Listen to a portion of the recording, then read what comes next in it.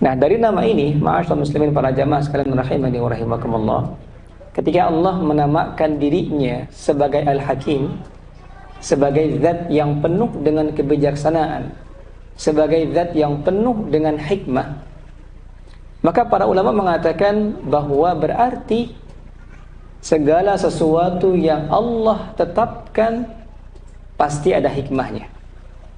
Segala sesuatu yang Allah perintahkan, segala sesuatu yang Allah larang, segala sesuatu yang Allah takdirkan, itu semua pasti ada hikmahnya. Karena Allah sendiri mengatakan bahwa Allah adalah zat yang Al-Hakim. Allah adalah zat yang maha penuh hikmah, maha penuh bijaksana. Maka apapun yang Allah lakukan, baik perintah, larangan, atau ketetapan, pasti di balik itu semua ada hikmah, ada pelajaran yang diinginkan oleh Allah Subhanahu wa taala. Makanya Al-Imam Ibnu Qayyim itu pernah mengatakan dalam kitabnya Syifa'ul Alil. Beliau mengatakan, Allah Subhanahu hakimun la yaf'alu syai'an 'abathan wala li ghairi ma'nan wa maslahatin. Kata Imam Ibnu Qayyim, Allah Subhanahu hakim.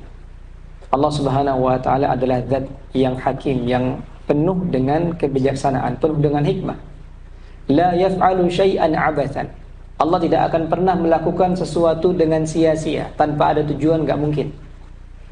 Wala li ghairi ma'nan wa maslah, dan tidak mungkin Allah melakukan sesuatu tanpa ada tujuan dan maslahat. Maka ini diantara keyakinan seorang muslim. Jadi sebelum kita masuk ke dalam pembahasan inti kita, maka terlebih dahulu kita mengetahui ini, bahwa setiap yang Allah lakukan, baik itu perintah, larangan, ataupun ketetapan, pasti ada hikmahnya. Pasti ada pelajaran yang bisa dipetik. Pasti ada tujuan, walaupun barangkali kita nggak tahu. Tapi pasti ada hikmahnya, ada tujuannya di situ. Nah, termasuk dalamnya adalah bulan Ramadan ini, Pak. Ketika Allah Subhanahu wa taala mensyariatkan kepada kita beberapa amalan di bulan Ramadan, beberapa perintah, beberapa larangan, maka berdasarkan keterangan yang tadi, kita pasti mengetahui bahwa di balik itu semua pasti ada hikmah, ada pelajaran pasti. Karena Allah Hakim, Allah itu maha bijaksana, maha penuh hikmah. Maka termasuk bulan Ramadan ini, segala sesuatu yang Allah perintahkan, segala sesuatu yang Allah larang di dalam bulan ini, itu ada hikmahnya, ada pelajaran yang bisa diambil di situ. Nah, apa saja kemudian hikmah dari bulan Ramadan ini? Di sini baru kemudian pembahasan kita, Pak ya. Para ulama itu menjelaskan kepada kita ada beberapa hikmah yang barangkali bisa kita petik dari bulan Ramadan ini. Ada beberapa pelajaran yang bisa kita ambil dari bulan Ramadan ini. Nah, yang pertama, di antara hikmah, di antara pelajaran dari bulan Ramadan adalah bahwasannya bulan Ramadan ini mengajarkan kepada kita tentang ketakwaan dan istiqamah. Ini yang pertama, Pak ya. Jadi bulan Ramadan itu mengajarkan seorang muslim menjadi pribadi yang bertakwa sekaligus istiqamah. Nah, berkaitan dengan ini tentu berangkat dari ayat yang sering kita dengar, Pak ya, dalam surat Al-Baqarah 183 berkaitan dengan takwa. Allah Subhanahu wa taala mengatakan, ya ayyuhalladzina amanu kutiba alaikumus shiyam kama kutiba 'alal ladzina min qablikum la'allakum tattaqun. Allah Subhanahu wa taala, nah kita yakin bahwasanya Allah melihat. Kita yakin bahwasanya Allah tahu apa yang kita lakukan. Dan ini hanya orang-orang yang beriman yang merasa ini. Dan itu diajarkan di bulan Ramadan. Masya Allah, Pak ya. Bagaimana orang-orang, banyak kaum muslimin biasanya ketika nggak ada orang lihat dia makan di siang hari. Ini ketika imannya kurang. Tapi orang-orang yang imannya kuat, walaupun dia sendiri, ketika dia berpuasa, dia tidak akan membatalkan puasa itu. Dia tidak akan pernah makan dan minum, walaupun tidak ada orang yang lihat. Kenapa? Karena dia tahu Allah mengawasi dia. Dia tahu Allah melihat dia. Dan itu dilatih di bulan Ramadan, Pak ya, Masya Allah. Itu dilatih di bulan Ramadan. Sehingga orang-orang yang ketika dia berpuasa penuh dengan keimanan, maka dia akan lahir dalam dirinya yang namanya ihsan. Itu namanya ihsan, Pak ya. Ini tingkatan yang paling tinggi dalam agama Islam, yaitu ihsan. Kata Nabi SAW, al-ihsan an ta'budallah ka'annaka tarahu, fa in lam takun tarahu fa innahu yaraka.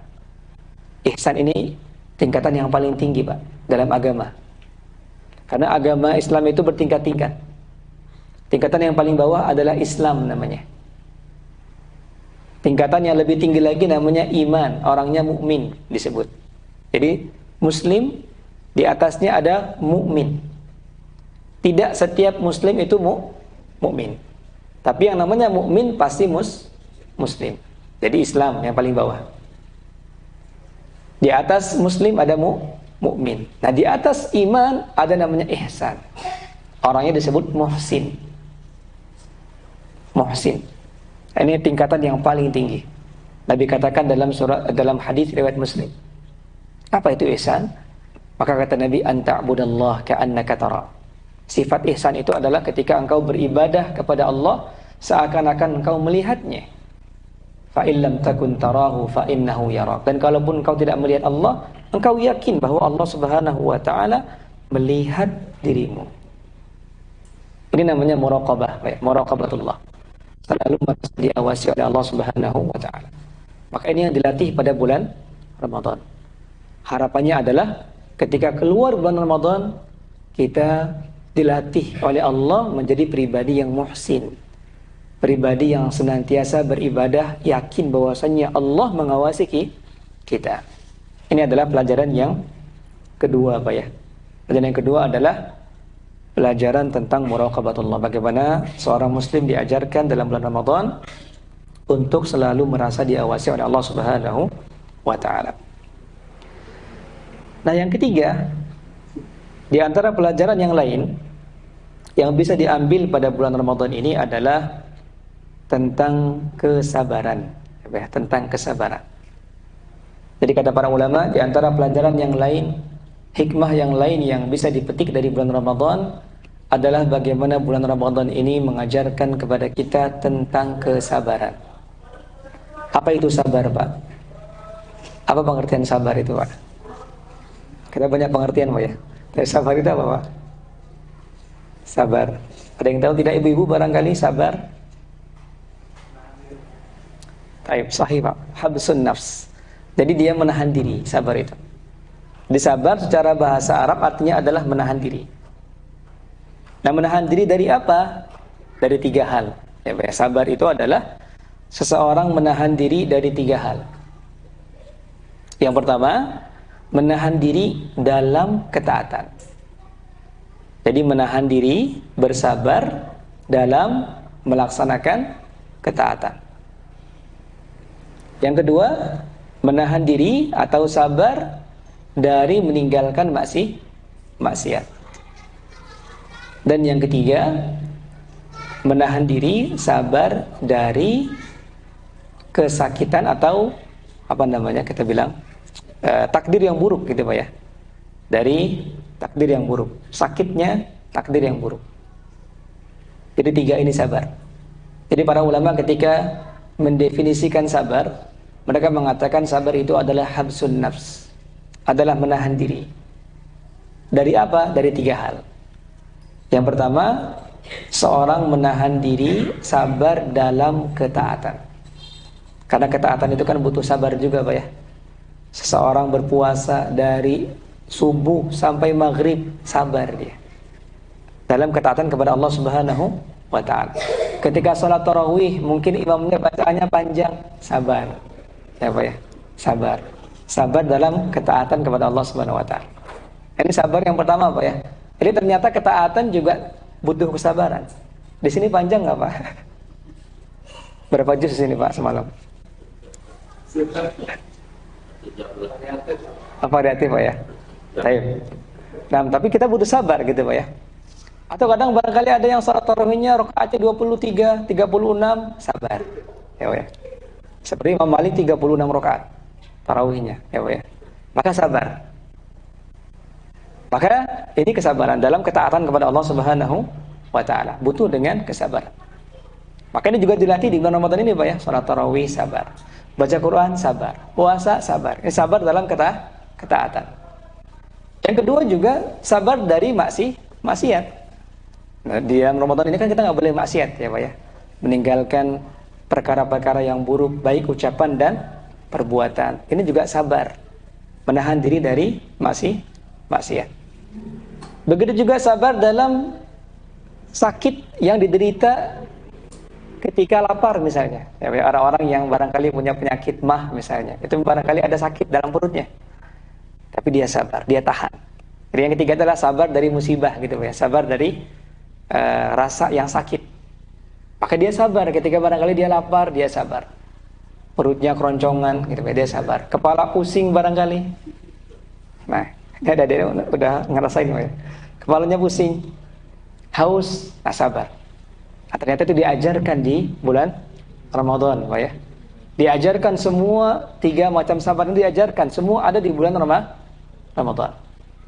Dan pahala sabar ini pahala yang sangat luas. Allah katakan dalam surat Az-Zumar ayat 10, "Innama yuwaffas sabiruna ajrahum bighairi hisab," kata Allah. Kata Allah dalam surat Az-Zumar ayat 10, sesungguhnya kami balas pahala orang-orang yang sabar ini bighairi hisab, tanpa batas. Sabar ini, Masya Allah. Jadi memang pahala sabar itu nggak ada batasnya. Sebagaimana sabar tidak ada batasnya, maka pahalanya pun nggak ada batasnya. Bahkan Nabi juga mengatakan, "Ma'utiya ahadun ata'an khairan wa awsa'a minas sabr." Dalam hadis Bukhari Muslim, kata Nabi, seseorang tidaklah diberikan nikmat yang lebih bagus dan lebih luas daripada sifat sabar. Jadi kata Nabi, nikmat yang paling bagus yang diberikan oleh Allah kepada seorang hamba adalah ketika Allah memberikan kepada orang ini sifat sabar. Itu lebih bagus dan lebih luas manfaatnya, kata Nabi SAW. Sehingga ini juga pelajaran yang bisa kita ambil, ternyata diajarkan di bulan Ramadan. Bulan Ramadan mengajarkan kita menjadi pribadi yang sabar. Sehingga kemudian Allah Subhanahu wa taala memberikan pahala tanpa batas. Ini di antara pelajaran yang ketiga, Pak ya, dari bulan Ramadan. Kita buka jam berapa, Pak ya? Barangkali beda sama tempat saya, barangkali. Jam 6, Pak ya? Jam 6 ya. Berarti masih ada 10 menit lagi. Yang kemudian yang keempat berarti, Pak ya? Keempat ini, yang pertama tadi bulan Ramadan mengajarkan ketakwaan dan istiqamah. Yang kedua muraqabatullah. Yang ketiga kesabaran. Yang keempat adalah at-ta'atuf wat ta'aluf, yaitu kasih sayang. Mengajarkan kasih sayang, simpati sesama kaum muslimin, terlebih kepada orang-orang yang barangkali tidak mampu. Di bulan Ramadan juga mengajarkan kepada kaum muslimin saling menyayangi, Pak ya. Saling simpati, saling perhatian terhadap sesama kaum muslimin, terlebih kepada orang-orang yang tidak mampu. Seperti ketika kita berpuasa, Pak ya. Secara tidak langsung Allah Subhanahu wa taala ingin mengajarkan kepada kita untuk merasakan penderitaan yang dialami oleh orang-orang miskin. Allah Subhanahu wa taala memerintahkan kita untuk tidak makan dan minum selama 1 hari aja, dari subuh sampai dengan maghrib.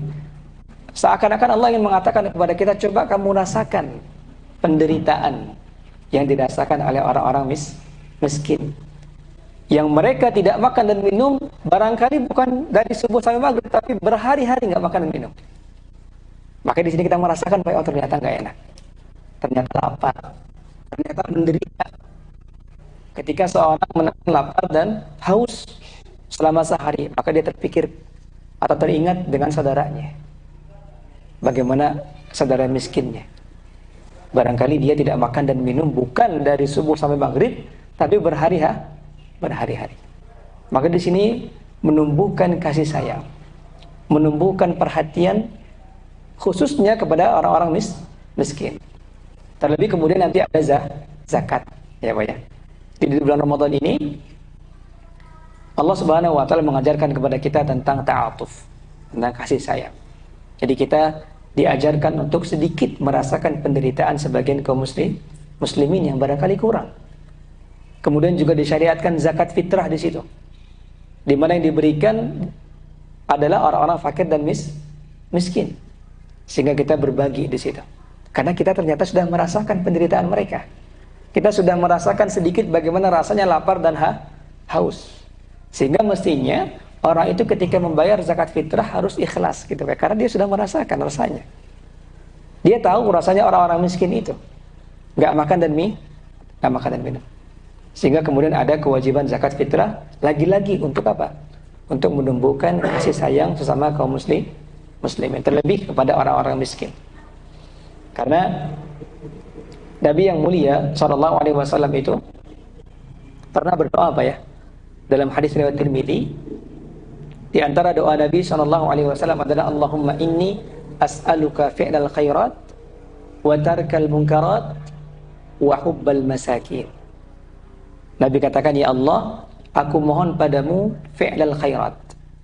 Aku mohon padamu agar dimudahkan mengerjakan kebaikan. Yang kedua, wa tarkal munkarat. Aku mohon padamu ya Allah agar dimudahkan menjauhi kemungkaran. Yang ketiga, wa hubbal masakin. Dan aku mohon padamu kecintaan terhadap orang-orang miskin. Jadi dalam doa ini Nabi yang mulia sallallahu alaihi wasallam mengajarkan kepada kita hendaknya seorang muslim itu ada perhatian, mencintai orang-orang yang miskin. Memperhatikan orang-orang yang miskin. Karena itu diantara wasilah untuk melembutkan hati juga, Pak.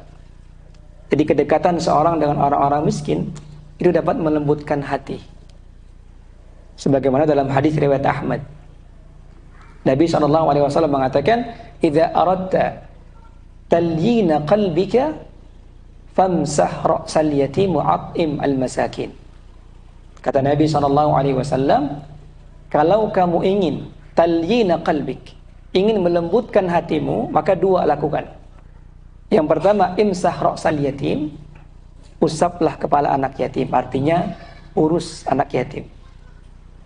Bukan diusap doang, Pak ya, tapi diurus maksudnya. Tapi kata Nabi, imsah ra'sal yatim, usaplah kepala anak yatim, perhatikan mereka. Dan yang kedua, wa'at'im al-masakin, dan berikan makan orang miskin. Itu melembutkan hati. Dan ini penting, Pak ya. Kenapa, Pak? Karena hati kita ini mudah keras, apalagi ketika melihat gemerlap dunia. Di antara sebab yang paling sering membuat hati orang itu keras adalah perhiasan dunia. Ketika seorang sudah sibuk dengan gemerlapnya dunia, bermewah-mewahan, bermegah-megahan, itu di antara sebab terbesar yang melalaikan manusia. Makanya Allah katakan dalam surat At-Takatsur, alhaakumut takatsur. Sungguh takatsur, bermegah-megahan, bermewah-mewahan, alhaakum, telah melalaikan kalian. Maka penting bagi kita untuk apa? Melembutkan hati. Bagaimana caranya ya tadi? Dekat dengan orang miskin. Bagaimana cara dekat dengan orang miskin? Nah, salah satunya adalah dengan Ramadan ini, Pak ya. Ketika berpuasa, kita diajarkan oleh Allah untuk merasakan sedikit penderitaan mereka, sehingga kita ingat kepada mereka. Dan juga ada syariat zakat fitrah atau zakat fitri untuk juga memperhatikan mereka para orang-orang miskin. Ini diantara pelajaran juga yang bisa kita petik dari bulan Ramadan, yaitu tentang kasih sayang dan juga perhatian sesama kaum muslimin. Dan yang terakhir barangkali, Pak ya, yang kelima berarti di antara pelajaran yang bisa kita ambil dari bulan Ramadan adalah bulan Ramadan mengajarkan kepada kita tentang ittiba', tentang mengikuti dan mencontoh sunnah Nabi sallallahu alaihi wasallam. Jadi bulan Ramadan ini juga mengajarkan kepada kita yang namanya ittiba', bagaimana berjalan mengikuti sunnah Nabi sallallahu alaihi wasallam. Itu bisa kita lihat ketika kita sahur, ya Pak ya. Ketika kita sahur, kenapa kita sahur Pak? Bisa nggak kita puasa tanpa sahur Pak? Bisa. Tapi kenapa kita sahur Pak? Mengikuti sunnah Nabi SAW. Kenapa kok kita ketika sahur pakai kurma misalnya? Ketika buka puasa ada kurma. Kenapa ada kurma Pak? Kenapa nggak pakai pete misalnya? Kenapa kurma yang kita pilih Pak? Karena sunnah. Nabi bukanya pakai kurma. Sahurnya Nabi katakan nikmat sahurul mukmin at-tamr. Sebaik-baik sahur orang beriman adalah kurma kata Nabi. Maka kita kurma, sahurnya kurma, bukanya kurma. Kenapa? Karena kita ikut sunnah Nabi SAW. Iktikaf. Kenapa kita iktikaf Pak? 10 hari terakhir. Karena Nabi beriktikaf. Karena Nabi SAW ya'takifu fil ashril awakhir, kata Aisyah. Nabi itu selalu iktikaf di 10 hari terakhir bulan Ramadan hatta tawaffahullah, sampai beliau wafat. Itu juga lagi-lagi kita mengikuti sunnah Nabi. Salat tarawih, menghidupkan malam-malam ya Pak ya, mencari Lailatul Qadar. Itu semua kita lakukan karena apa? Karena mengikuti sunnah Nabi sallallahu alaihi wasallam. Sehingga ini diantara pelajaran yang sangat penting juga. Ternyata bulan Ramadan mengajarkan kepada kita bagaimana kita mengikuti jejak Nabi sallallahu alaihi wasallam. Kenapa kita bukanya enggak sampai asar Pak? Kenapa kita buka sampai maghrib Pak? Karena mengikuti Nabi sallallahu alaihi wasallam. Kita nggak mau menyelisih Nabi sallallahu alaihi wasallam. Padahal bisa nggak buka sampai asar? Bisa aja. Tapi karena Nabi bukanya sampai maghrib, kita mengikuti Nabi sallallahu alaihi wasallam. Ternyata kita diajarkan untuk mengikuti Nabi kita Muhammad sallallahu alaihi wasallam. Demikian barangkali Pak ya, Masya Allah. Sewaktu yang singkat, sudah jam berapa sekarang Pak? Jam 5, masih banyak Pak ya. Baik, mungkin barangkali kita buka tanya jawab ya Pak ya. Jadi ada 5 pelajaran yang bisa kita ambil tadi dari pembahasan hikmah dan pelajaran yang bisa kita ambil dari bulan Ramadan. Jika ada pertanyaan silakan ditanyakan. Wallahu a'lam bishawab.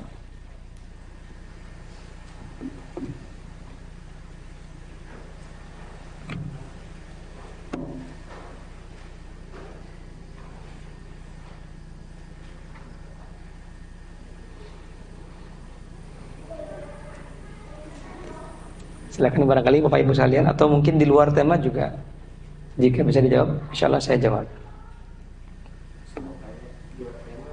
Enggak apa-apa Pak, silakan tafadhol.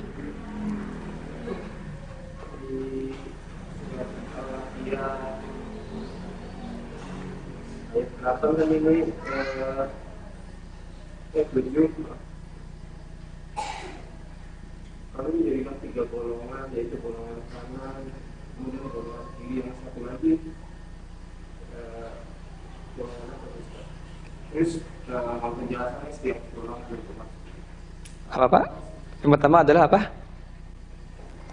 Dibagi saat kiamat kan dibagi 3 golongan nih Pak. Taib 6. Kemudian Kanan, golongan kiri ya. Apakah golongan kiri itu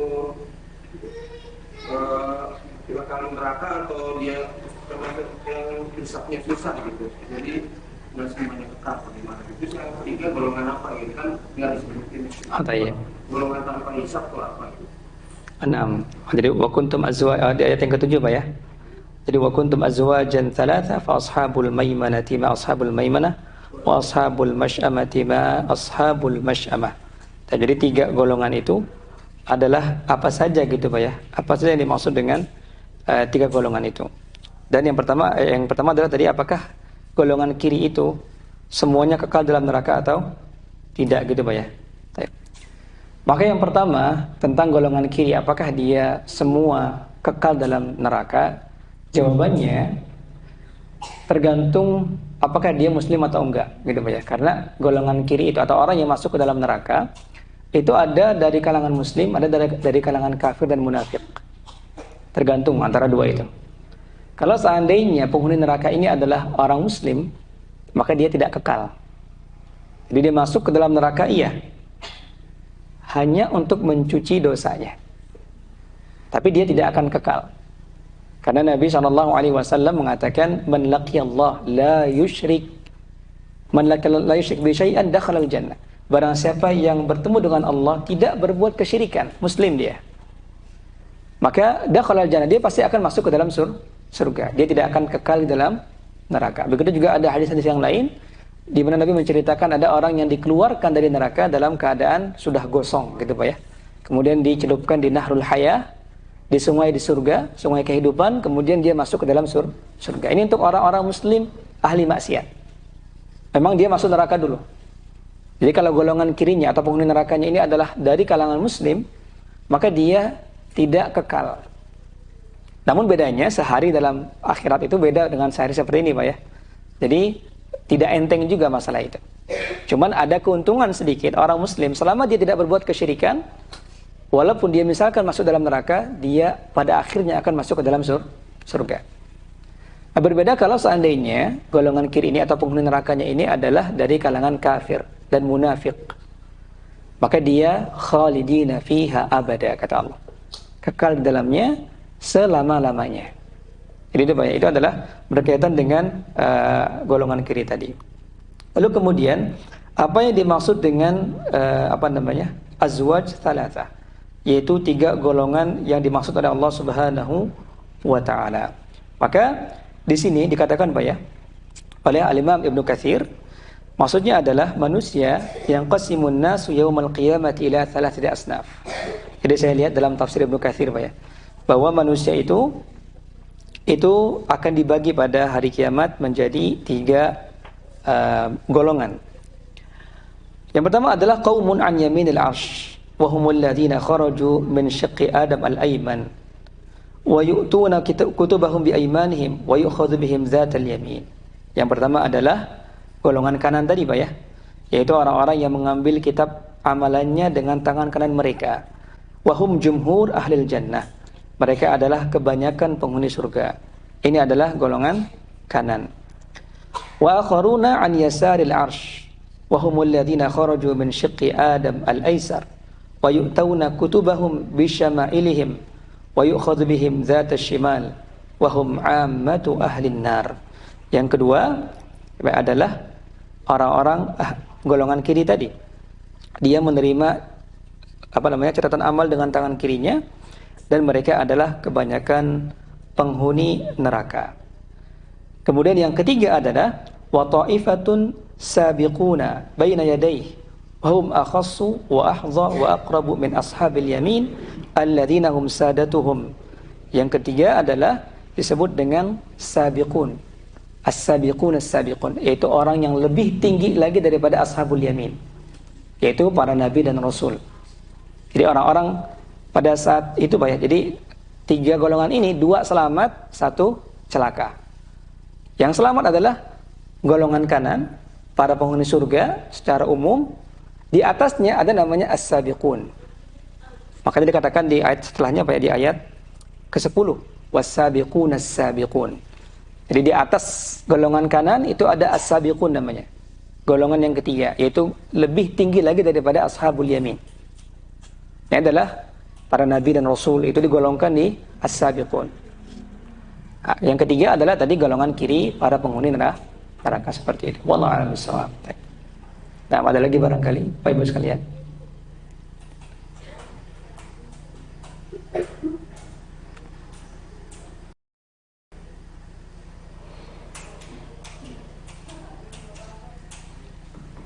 Ada ibu-ibu? Silakan Bapak dulu, silakan. Terkait ini kan terkait fakir dan miskin. Fakir itu kan dia tidak bisa memenuhi kebutuhannya pada hari itu, dan miskin dalam kurun 1 tahun atau mungkin. Oh, tayyib. Tentang pengertian fakir miskin gitu Pak ya. Pertama, kita bahas dulu berkaitan definisi Pak ya. Apa yang dimaksud dengan fakir, apa yang dimaksud dengan miskin. Maka para ulama menjelaskan bahwa fakir itu lebih daripada miskin. Fakir lebih daripada miskin. Bagaimana cara membedakannya fakir dengan miskin? Maka dilihat, orang miskin itu adalah yang pemasukannya tidak bisa memenuhi kebutuhan primer. Itu miskin. Jadi pemasukan dia, penghasilan dia tidak memenuhi kebutuhan primer. Kebutuhan primer Pak ya, sandang, pangan, dan papan. Contoh misalnya, kebutuhan primer dia dalam sebulan adalah 4 juta katakanlah, untuk makan, pakaian, dan kontrakan misalnya. 4 juta kebutuhan primer dia.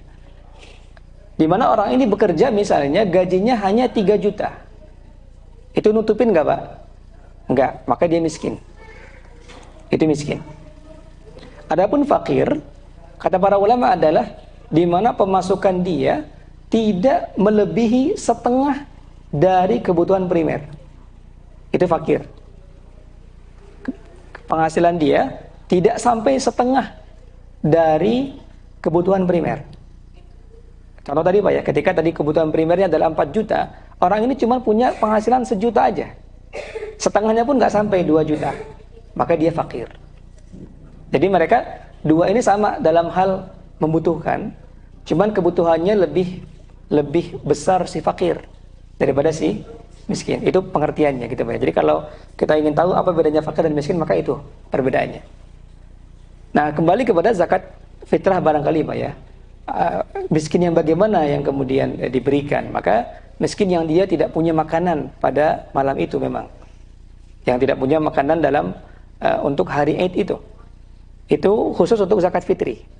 Jadi untuk pengertian zakat fitri yang dikatakan miskin adalah yang dia tidak wajib zakat adalah orang yang dia tidak punya makanan untuk dia dan keluarganya pada malam dan hari Eid Idul Fitri.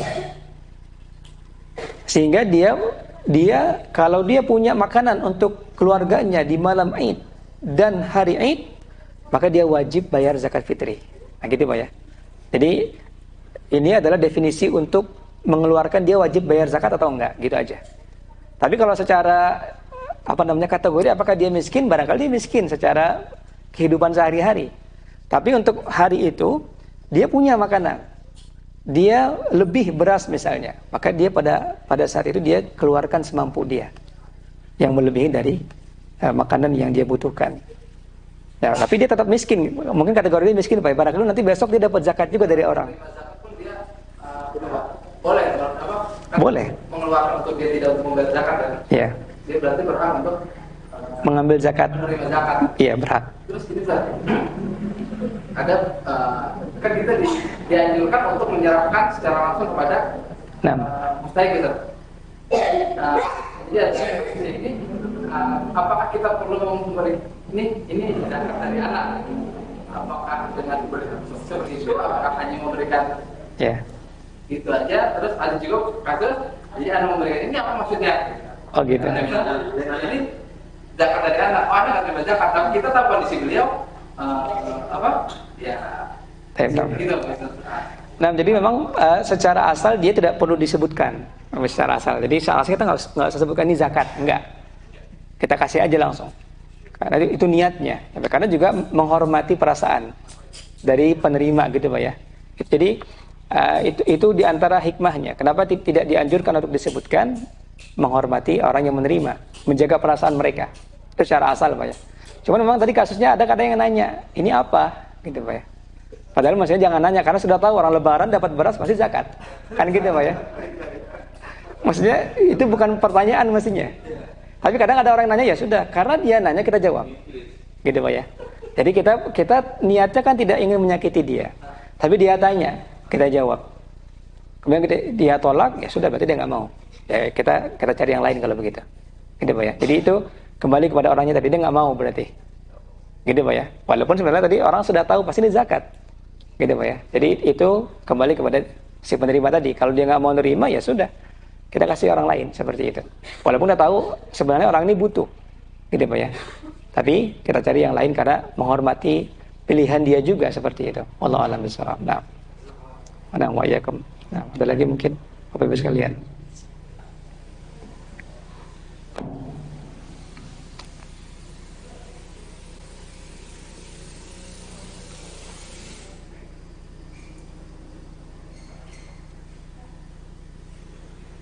Baik. Ada lagi barangkali Bapak Ibu, Ibu-ibu, apakah ada pertanyaan? Adik-adik ada pertanyaan barangkali?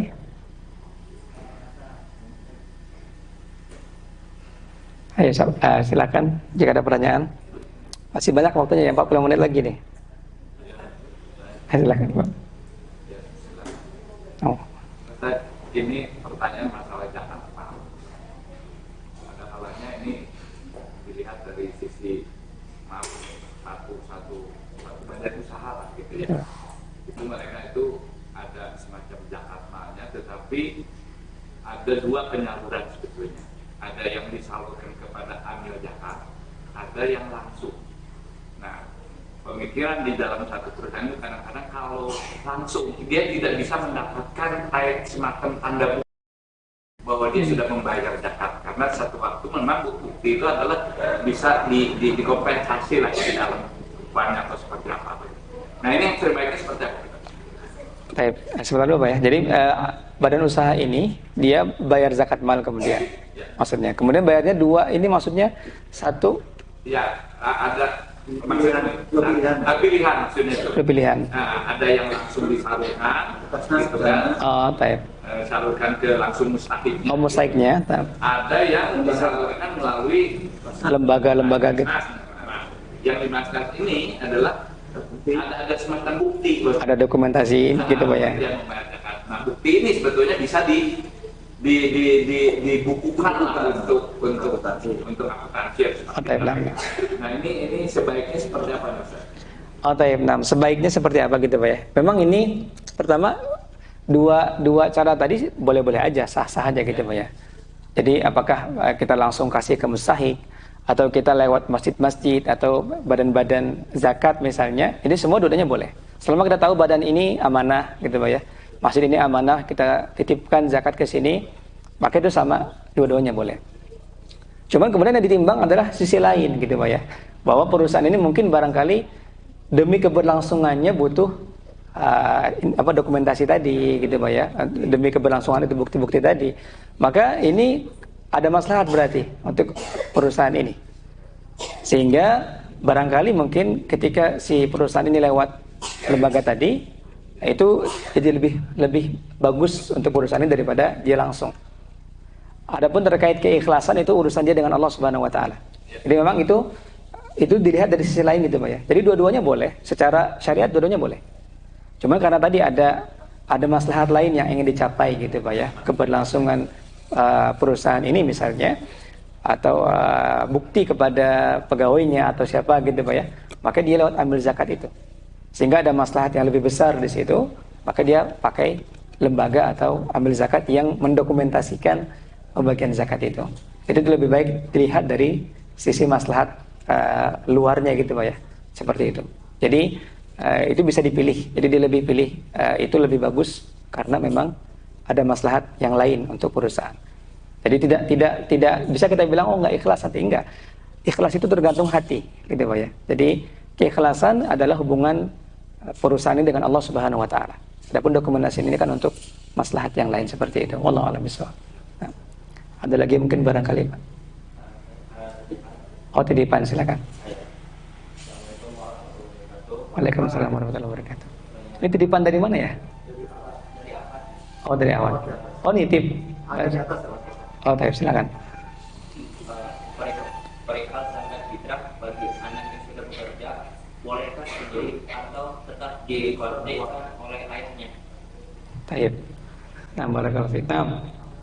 Anak yang sudah bekerja sebenarnya itu sudah bukan lagi kewajiban ayahnya nafkah itu. Jadi ayah itu menafkahi sampai anaknya mampu berdiri sendiri, berdikari gitu Pak ya, berdiri di atas kaki sendiri, seperti itu. Ketika anak sudah besar, apalagi sudah menikah, ya dia sudah mengatur dirinya sendiri berarti. Artinya kewajiban seorang ayah untuk menafkahi atau menanggung dia itu sudah selesai.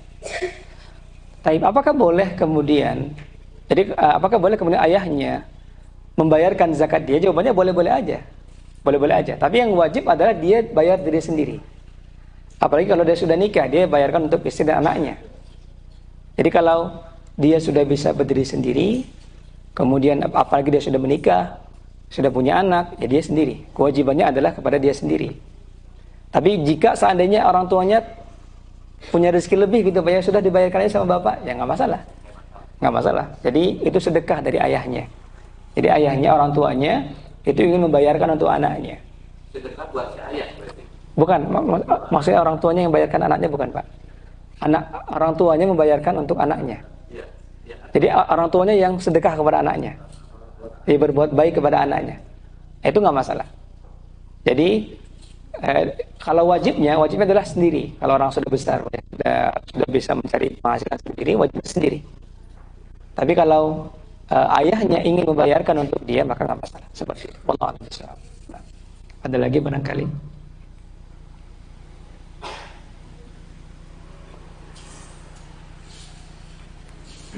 Silakan, barangkali Bapak. Silakan Pak. Fitrah tadi itu kita tuh lebih baik memberikan langsung ke mustahik apa ke apa di proyek seperti itu. Soalnya misalkan di daerah Ana itu mereka itu pakainya kan yang 3,5 liter beras ya, 2,5 kilo ya. Nah, tapi Ana tuh lebih condong kayak 2,7 gitu. Nah, kita kasih tentu kayak mereka terima kan dengan kebetulan mengikuti yang 0,2 nya itu sedekah. Itu apakah lebih baik langsung? Asalnya yang baiknya apakah mesti dikolektif? Jadi kalau dilihat dari baik atau tidaknya gitu Pak ya, maka secara asal memang langsung. Sebagaimana dulu para sahabat pun langsung, Nabi juga langsung kasih ke mustahik. Cuman memang masyarakat sekarang kan berbeda. Kalau dulu Muslim itu ya masih di Madinah aja gitu Pak ya, sehingga gampang cari orang miskin. Tidak banyak para Muslim tersebut.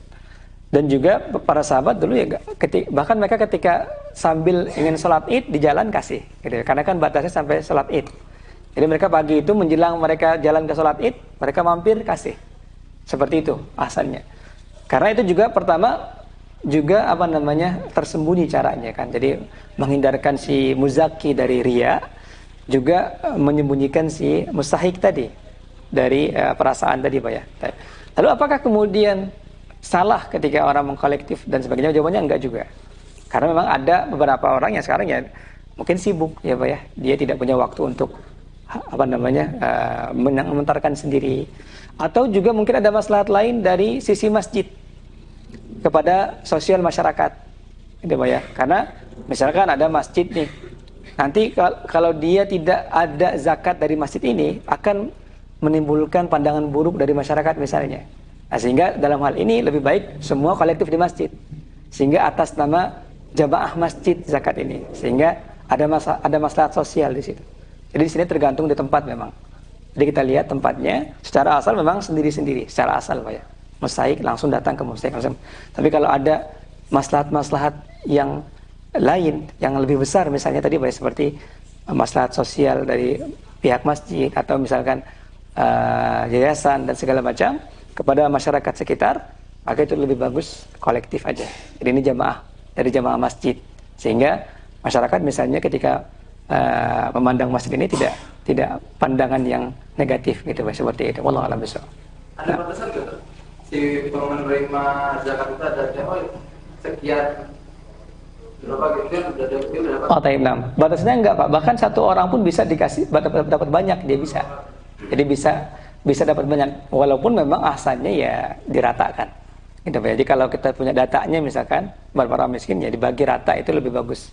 Tapi kalau seandainya misalkan satu daerah orang miskinnya cuma seorang aja, ya dia semua dapat. Gitu Pak, seperti itu.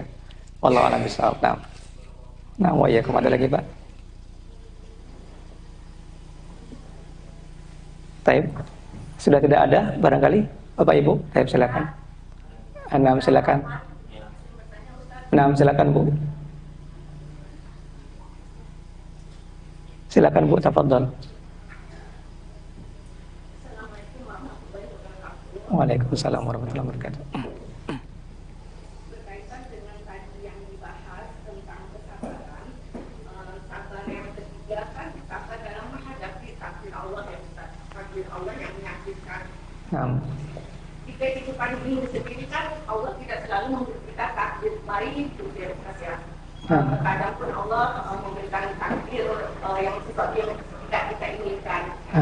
Nah, bagaimana kita bisa mengambil hikmah dari sebuah takdir itu Ustaz? Kan Allah tidak memberitahu secara langsung.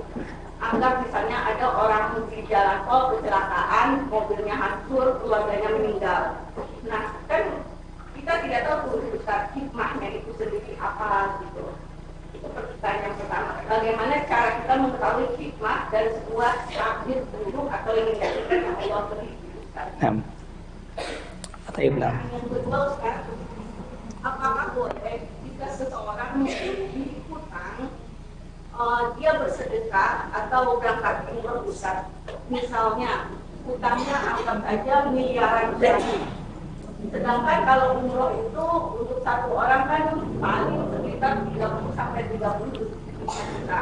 Nah, itu mengumpulkan uang 1 miliar ini kan butuh waktu yang lama Ustaz. Sedangkan untuk berangkat umroh itu kan mungkin bagi dia 30 atau 35 juta itu kecil. Apakah dia orang yang memiliki utang yang sudah jatuh tempo boleh berangkat umroh atau boleh bersedekah? Karena kan sedekah juga membuka rezeki ya Ustaz ya. Satu pahala akan dilipatkan 10 ya. Terus yang pertanyaannya ketiga agak banyak Ustaz, apa nih Ustaz? Nah, silakan Bu. Ini pertanyaan terakhir tentang miskin Ustaz. Misalnya seseorang memiliki keluarga miskin, di mana dia tahu saudaranya itu miskin tapi malas untuk bekerja atau mencari kerja. Sedangkan sedekah yang diutamakan untuk keluarga. Apakah diwajibkan untuk memberi keluarga ya dengan kondisi miskin seperti itu Ustaz? Miskin tapi mungkin malas dalam mencari pekerjaan atau kayak gitu deh Ustaz. Ya, syukur Ustaz, 3 pertanyaan. Jadi yang pertama adalah tentang sabar ya. Jadi di antara sabar adalah memang yang ketiga sabar dari takdir buruk yang menyakitkan. Nah ini juga ini yang paling sulit sebenarnya. Jadi bahkan orang yang sudah tahu ilmunya pun akan ada beberapa yang sulit dalam menghadapi yang ketiga ini, yaitu sabar dalam menghadapi kesulitan, kesakitan dari takdir buruk yang telah Allah tetapkan. Makanya kemudian sabar itu pahalanya besar Bu ya. Dan itulah tujuan dari musibah. Jadi kita harus tahu tujuan dari musibah itu Allah ingin uji kita ini sabar atau enggak. Itu tuh ujiannya adalah sabar. Makanya kata Nabi ajaban li amril mu'min, bahwa sungguh menakjubkan perkara orang beriman ini. Bahwasanya perkara semuanya kebaikan. In asabathu sarra syakar fakana khairullah. Kalau dia dapat kebaikan, orang mukmin itu bersyukur. Itu baik buat dia dapat pahala. Wa in asabathu dharra sabar. Kalau dia dapat kesulitan, dia sabar. Dan itu baik buat dia. Jadi memang itu tujuannya, Bu. Kalau kita dapat nikmat, tujuannya adalah Allah ingin uji kita syukur atau enggak. Kalau kita dapat musibah, Allah ingin uji kita sabar atau enggak. Nah, itu dia. Dan kalau kita sabar atau bahkan ridho, maka akan lebih besar lagi pahalanya.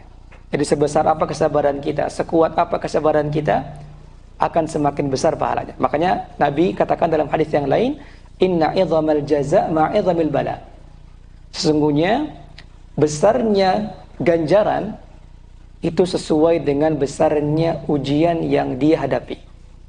Semakin berat ujian yang dihadapi, maka semakin besar pahala yang akan didapatkan. Termasuk dari tadi Bu ya, ketika ujian diuji dengan kehilangan keluarga yang kita sayangi, kehilangan harta misalnya. Ini ujian. Ini ujian. Dan yang ingin Allah uji adalah kesabaran kita. Dan kalau seandainya kita merasa sedih pada saat itu, maka ketahuilah bahwa perasaan sedih seperti itu telah dirasakan oleh Nabi kita Muhammad SAW. Beliau juga sedih Bu ya. Ketika beliau lahir, ayahnya sudah wafat. Ketika masih kecil, ibunya wafat. Ketika diasuh oleh kakeknya wafat. Kemudian diasuh oleh pamannya yang miskin. Makanannya nggak cukup buat anak-anak Abu Thalib. Abu Thalib itu punya anak-anak Pak ya. Abu Thalib adalah orang yang miskin. Beda dengan kakeknya Abdul Muthalib, orang kaya. Tapi ketika Abdul Muthalib wafat, maka Nabi Muhammad diasuh oleh Abu Thalib, pamannya yang miskin. Kemudian beliau wafat juga. Istrinya pun wafat. Semua orang yang menyayangi Nabi SAW wafat. Anak-anak beliau wafat semua duluan. Baik laki-laki, perempuan, hanya Fatimah yang tersisa. Setelah Nabi SAW, semuanya Ruqayyah, Ummu Kulthum, Zainab wafat sebelum Nabi SAW. Belum lagi perlakuan orang-orang di sekitarnya, bayangkan Bu ya. Ketika misalnya kita nggak punya keluarga, tiba-tiba orang kampung nggak suka sama kita. Bagaimana perasaan kita? Maka itu dilalui oleh Nabi Muhammad SAW dengan penuh kesabaran. Begitu juga Nabi Ibrahim. Yang beliau lihat Nabi Ibrahim. Sama, dari mudanya beliau hidup di tengah kesyirikan. Beliau diusir oleh ayah dan seluruh penduduk kampungnya. Beliau dilemparkan ke dalam api. Semua ujian diberikan oleh Allah Subhanahu wa taala. Menikah, tidak punya anak sampai tua. Ketika anaknya lahir, gede sedikit, diperintahkan untuk disembelih. Ujian yang berat bagi Nabi Ibrahim alaihissalam. Nabi Nuh, anak istrinya, 950 tahun Nabi Nuh berdakwah di tengah kaumnya. Ternyata anak istrinya enggak beriman. Orang yang dekat sama dia malah justru tidak ikut. Semua dilalui oleh para nabi dan rasul dengan penuh kesabaran. Makanya Allah katakan fasbir kama sabara ulul azmi minar rusul. Allah katakan dalam Al-Qur'an, fasbir, sabarlah kamu wahai manusia, kama sabara ulul azmi minar rusul, seperti para rasul mereka bersabar. Para rasul yang penuh keyakinan dengan Allah mereka bersabar. Walaupun kadang kita nggak tahu hikmahnya Bu ya, tapi pasti ada hikmahnya. Allah Subhanahu wa taala ingin menguji kita. Kecintaan kita itu lebih besar kepada siapa? Kepada Allah atau kepada dunia? Itu di antara ujiannya Bu ya. Itu dikatakan oleh para ulama ketika menjelaskan tentang ujian Nabi Ibrahim. Jadi bagaimana Nabi Ibrahim diuji bertubi-tubi. Ketika menikah tidak punya anak. Ketika lahir anak Ismail besar sedikit disuruh disembelih. Kata para ulama, di antara hikmahnya adalah Allah ingin menguji Nabi Ibrahim, apakah nikmat ini membuat kamu lupa dengan Allah atau tidak? Apakah anak yang bertahun-tahun kamu tunggu ini, apakah membuat kamu lupa dengan Allah atau tidak? Mana yang lebih besar, kecintaanmu kepada Allah atau kepada anak ini? Itu di antara ujian. Jadi Allah ingin menguji kita, hikmahnya adalah Allah ingin menguji kita bahwasanya kita lebih cinta kepada siapa? Kepada Allah atau kepada dunia ini. Maka ini sabar. Walaupun sabar berat, betul, sabar itu berat. Makanya Nabi katakan dalam hadisnya as-sabru diya. Sabar itu ibaratkan cahaya. Jadi ada dalam bahasa Arab ada nur, ada diya. Jadi ini Pak ya, as-salatu nur was-sabru diya kata Nabi. Salat itu cahaya, sementara sabar itu sinar. Apa bedanya cahaya sama sinar, Pak? Apa bedanya nur sama diya? Atau dalam Al-Quran, matahari itu kata Nabi, kata Allah dalam Al-Quran adalah diya. Wa huwa alladzi ja'ala al-qamara nuran wasyamsa diya. Allah yang menjadikan bulan itu bersinar, bulan itu bercahaya dan matahari bersinar. Bedanya apa Pak sinar dengan cahaya? Apa Pak? Sumber satu bersinar itu pas bulan. Itu diantaranya Pak ya. Tapi bedanya apa Pak? Kenapa matahari sinar sementara bulan cahaya? Di antaranya tadi Pak ya, sumber. Yang kedua kata para ulama, sinar itu panas, ada panasnya. Kalau cahaya enggak. Makanya matahari disebut dia, panas, sinar. Sementara bulan nur, cahaya, dia enggak panas, supaya dingin. Makanya kemudian sabar itu dia, sinar, ada panasnya, berat dalam hati itu memang sabar itu. Itu kata para ulama Pak ya. Makanya Nabi istilahkan dengan dia bukan nur. Sabar itu dia. Sabar itu ibaratkan sinar. Dia menerangi, tapi memang ada panasnya. Ada kesulitannya. Ada kesulitannya. Sehingga ini kemudian yang menjadi ujian. Ujian kepada orang yang tertimpa musibah. Sejauh mana dia sabar kepada Allah. Dan ini memang sulit Pak ya. Tidak dipungkiri, sulit. Bahkan orang yang sudah paham pun tidak mudah untuk melalui hal ini. Ketika memang diuji dengan kehilangan anggota keluarga, kehilangan harta, itu memang sulit. Bahkan Nabi sendiri menangis ketika Ibrahim wafat. Ibrahim anak beliau wafat. Nabi menangis. Nabi tetap menangis beliau, tetap sedih. Tapi apa kata Nabi? Wala naqulu illa bima yurdi rabbana. Nabi katakan ketika wafatnya Nabi Ibrahim, anaknya Ibrahim. Kata Nabi, innal ayna la tadma'. Sesungguhnya mataku ini meneteskan air mata. Wa innal qalba la yahzan, dan hatiku ini sedih, terpukul sekali. Wala naqulu illa bima yurdi rabbana. Tapi saya tidak akan mengucapkan ucapan kecuali yang Allah ridhoi. Itu kesabaran Nabi SAW. Bahkan ketika Zainab baru dikuburkan pun Nabi menangis di kuburannya. Jadi bukan tidak boleh bersedih, boleh Bu ya, bersedih, tapi sabar. Menahan diri dari meratap, dari mengingkari takdir Allah Subhanahu wa taala. Ini yang perlu diperhatikan. Jadi sabar. Hikmahnya adalah tadi, Allah ingin menguji kita itu lebih anaknya. Sehingga itu Bu ya, artinya kita tahu ketika ibu kita misalnya melarang kita, nggak suka dilarang. Tapi kita tahu ketika kita tahu ibu kita sayang, kita menerima itu, menerima larangan dari ibu kita. Gitu, misalkan ibu kita melarang untuk kita pergi malam-malam misalnya, kita nggak suka, tapi kita tahu ibu kita itu sayang sama kita, sehingga kita menerima. Maka Allah lebih sayang kepada kita daripada ibu kita sendiri. Itu diantara hal yang barangkali bisa membuat atau menghibur hati kita Bu ya. Jadi sedih nggak masalah, sedih. Nabi juga bersedih ketika ditinggal oleh orang-orang yang beliau cintai. Tapi kewajiban kita adalah sabar. Jangan sampai kita mengingkari takdir yang telah Allah tetapkan. Jangan sampai kemudian kita meratap, apalagi mengucapkan ucapan masih setahun lagi jaraknya. Dia punya rezeki untuk umroh, dia umroh maka sah. Jadi umroh itu apakah dia sah ketika orang masih punya hutang? Jawabannya sah. Cuman tadi bedanya, kalau hutangnya sudah jatuh tempo, maka lebih baik dia bayar hutang dulu daripada dia umroh. Itu bedanya Bu ya. Tapi kalau seandainya hutangnya itu masih setahun lagi waktunya, maka silakan dia umroh, nggak masalah.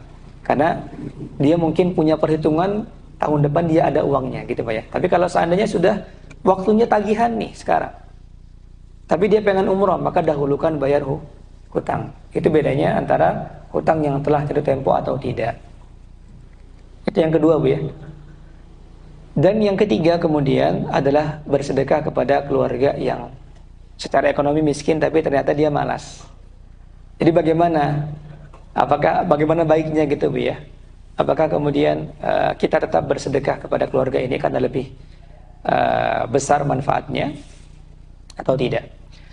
Maka jawabannya kalau dilihat dari hadis-hadis yang dijelaskan oleh Nabi SAW adalah bahwa kenapa dianjurkan kepada kerabat adalah untuk silaturahim. Itu yang ditekankan oleh Nabi SAW. Jadi kita dapat dua pahala, pahala sedekah dan pahala silaturahim. Sementara kalau ke orang lain, maka itu adalah pahala sedekah saja. Jadi kalau kita lihat dari hadisnya, tujuan Nabi mengatakan hendaknya sedekah kepada kerabat adalah untuk menjaga hubungan. Bukan apakah dia ini malas atau tidak. Itu yang dilihat. Sehingga wallahu alam, kalau saya lebih tetap kepada keluarga ini walaupun dia malas. Sembari kalau bisa dinasihati Bu ya. Dinasihati.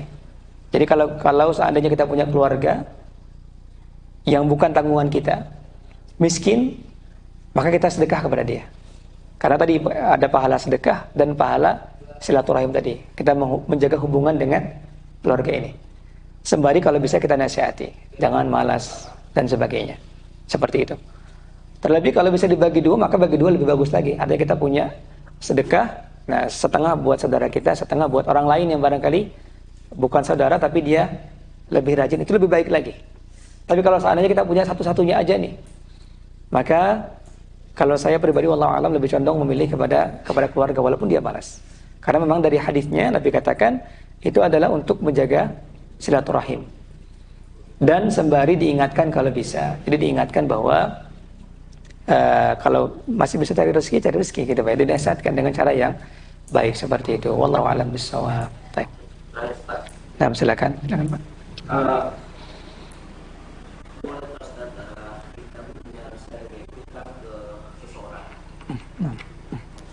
Di antara bayar-bayar kemungkinan juga memang dia miskin atau susah, bisa nggak diperhitungkan sebagai zakat kita?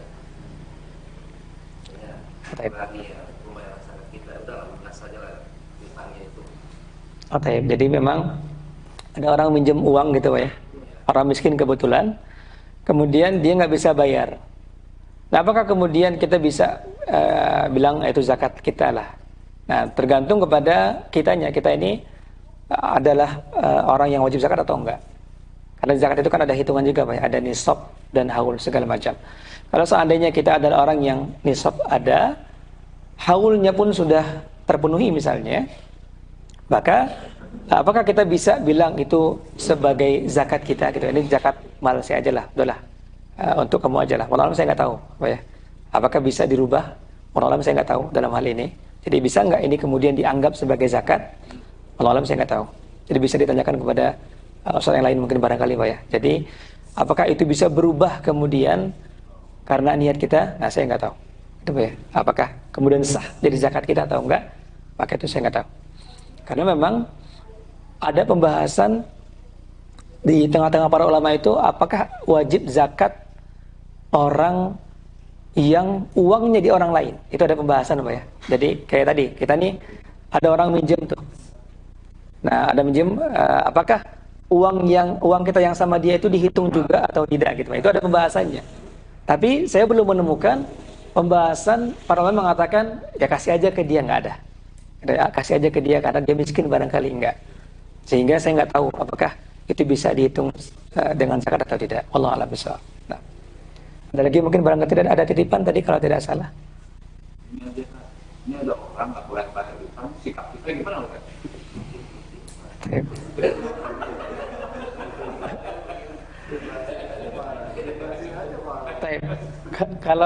Kalau nggak bayar diingatkan Pak ya. Itu yang paling baik diingatkan gitu Pak. Jadi kalau diingatkan masih kayak gitu, nah tergantung Bapak nih. Bapak ini mau ikhlaskan, pahalanya besar tentunya.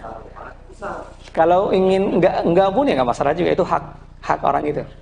Jadi kita nggak bisa maksa juga, ikhlasin aja nggak bisa juga. Itu hak dia. Kalau dia ingin ikhlaskan, pahalanya besar. Bahkan ada hadisnya Allah akan mengampuni dosa-dosa orang itu. Gitu Pak ya. Jadi orang-orang yang mengikhlaskan utang orang lain, maka Allah akan tajawaz an dzanbi. Allah akan ampunkan dosa-dosa dia. Itu pahalanya besar sekali. Tapi kalaupun dia nggak mau, dia tetap akan menuntut, maka nggak, itu hak dia juga. Karena memang Nabi sendiri nggak mau mensalatkan mayit yang masih punya hutang. Itu bentuk bahwa Nabi juga membolehkan orang yang piutang itu tetap menuntut haknya. Jadi ini kembalikan gitu Pak. Kalau dimaafkan, maka besar pahalanya. Kalaupun tidak, maka itu hak dia. Sehingga orang ini tetap harus bayar. Diingatkan berdosa orang ini kalau tidak bayar, seperti itu. Wallahu a'lam bishawab. Berarti kalau udah diikhlaskan tiba-tiba dia bayar, diterima nggak Ustaz? Diterima. Sebenarnya saya sudah ikhlaskan, tapi karena bayar saya terima ya, seperti itu. Jadi diterima Pak. Nah,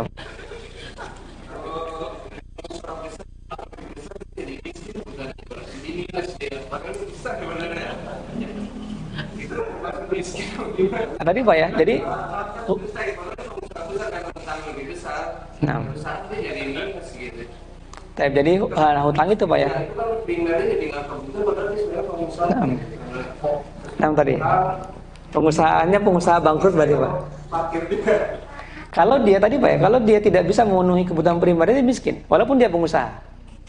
Karena orang miskin juga pengusaha Pak ya, berusaha dia kan, tapi memang belum dapat aja. Mereka pengusaha juga. Cuman tadi karena memang penghasilannya tidak bisa memenuhi kebutuhan primer dia miskin. Dia miskin. Jadi makanya miskin itu kadang kita identiknya dengan pakaian lusuh, rumah yang tidak layak gitu Pak ya. Itu pikiran kita tuh.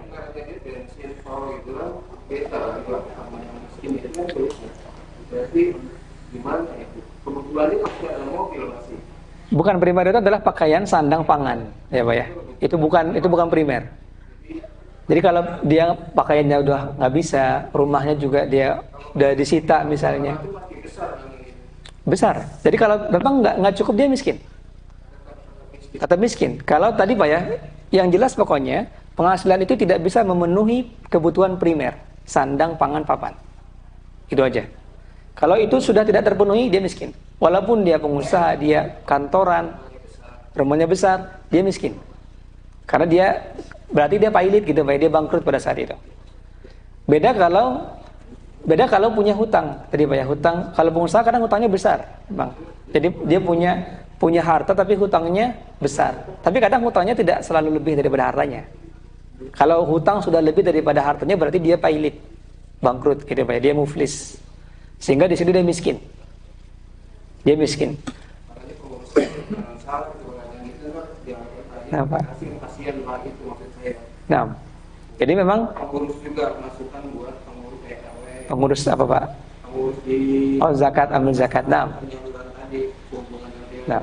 Padahal kan itu juga relatif ya. Iya, jadi memang dilihat dari situ. Ya Pak, miskin itu harus dilihat dari situ. Karena ada kadang orang yang kerja kantoran tapi anaknya misalkan 5. Gitu Pak ya. Semua SPP 1 juta.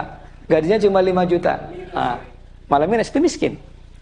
Nah itu Pak ya. Jadi miskin itu adalah kategorinya bukan dari zahir, tapi dilihat dari memang secara itu dia pemasukannya kurang daripada kebutuhan primer.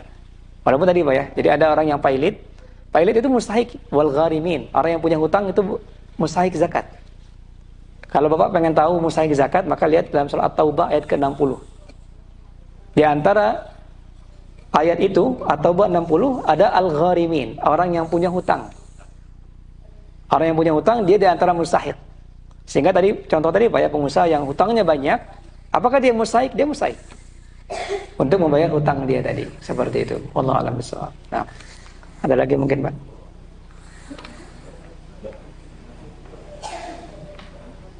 Sudah mungkin ya barangkali Bapak Ibu sekalian. Sudah dekat waktu berbuka. Insyaallah taala jam 6 pas atau jam 6 lewat Pak? 6 kurang weh.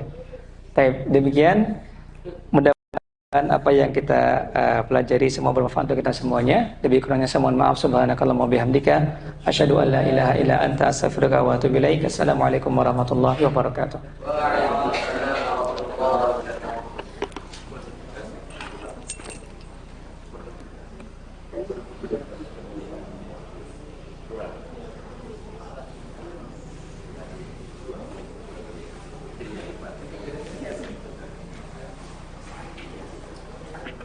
Sini ya.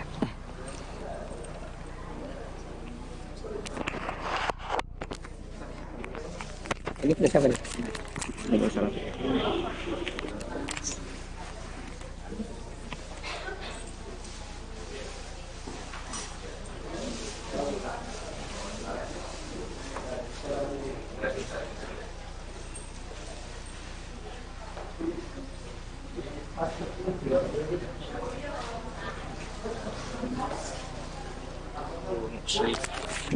Assalamualaikum warahmatullahi wabarakatuh. Assalamualaikum.